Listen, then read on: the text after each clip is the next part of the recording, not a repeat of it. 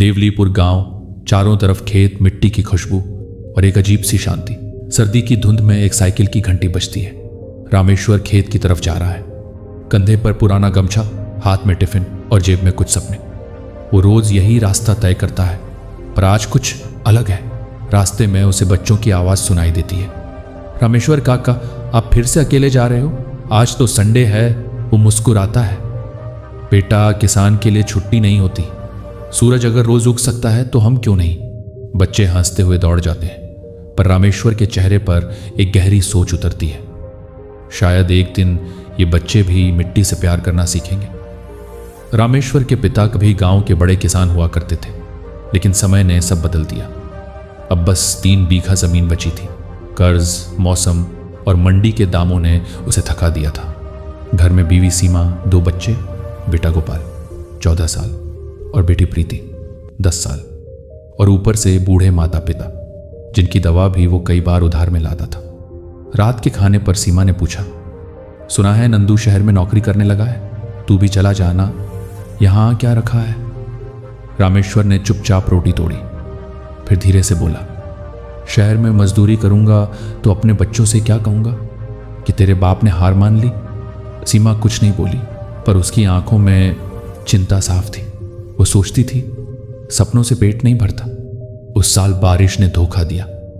धान की फसल सूख गई और रामेश्वर पर बैंक का कर्ज बढ़ गया। एक दिन बैंक वाला आया। देखिए रामेश्वर जी, अगर अगली किश्त नहीं दी तो जमीन कुर्क करनी पड़ेगी। वो सन्न रह गया। उसने चारों तरफ देखा।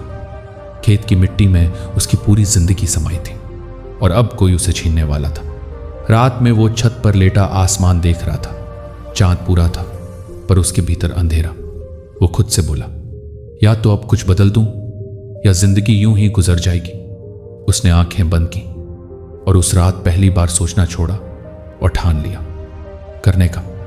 अगली सुबह वो ब्लॉक दफ्तर पहुंचा। पता चला सरकार ऑर्गेनिक खेती पर ट्रेनिंग दे रही है। वो वहां नाम लिखवाने लगा।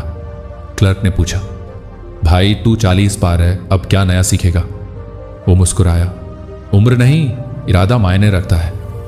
गांव में सब हंसे, अरे ये तो अब वैज्ञानिक बनेगा, गोबर डालकर अमीर बनेगा।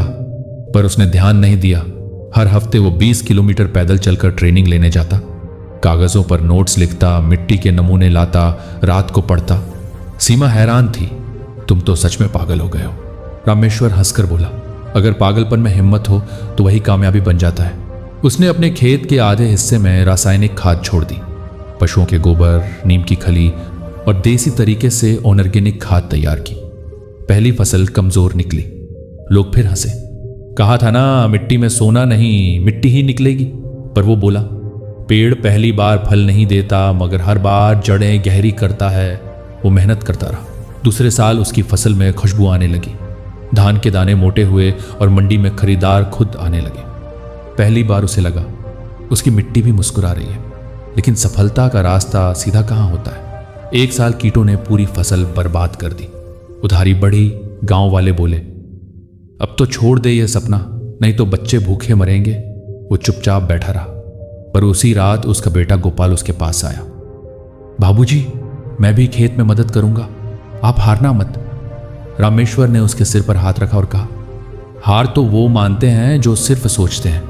हम तो करने वाले हैं बेटा, मिट्टी से हार नहीं मानेंगे। तीसरे साल खेत ने रंग दिखाया। धान की बालियां झूम रही थीं, मिट्टी महक रही थी।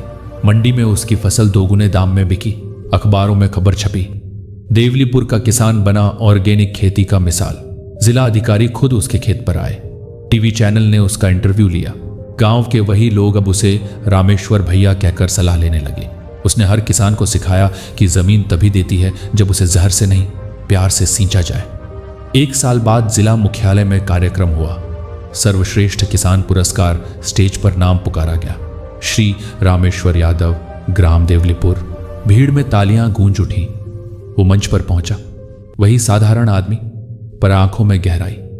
उसने माइक पकड़ा और कहा, मैं कोई बड़ा आदमी नहीं हूं, बस इतना किया कि सोचना छोड़कर करना शुरू किया।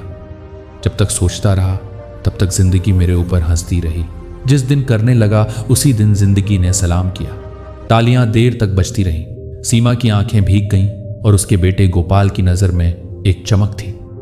मेरा बाप ही मेरा हीरो है। रामेश्वर ने गांव में हरित मार्ग नाम से एक संस्था शुरू की। वो हर साल 5 छोटे किसानों को ट्रेनिंग देता, उन्हें बीज और खाद मुफ्त देता। उसके खेत में अब सिर्फ फसलें नहीं, सपने उगते थे।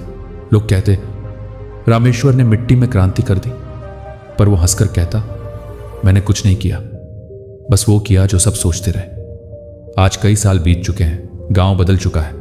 अब हर घर में कोई ना कोई कुछ करने की बात करता है। रामेश्वर अब भी सुबह साइकिल से खेत जाता है। बच्चे कहते काका आप तो अब बड़े आदमी हो गए।